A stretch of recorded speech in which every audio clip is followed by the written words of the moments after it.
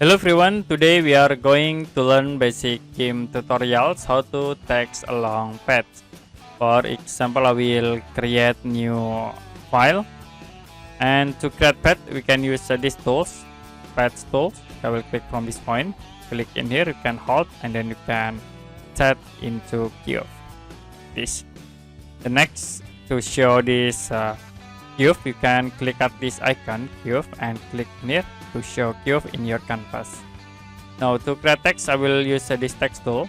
I will create in it, and we set the names into Mufasuket YouTube channel, and you can set for text height like 65 for text height, or you can set again like 70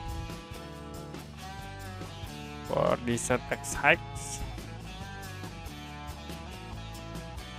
And if you done, you can set this text along this Gimp by right click on this layer, and then you can choose text along path.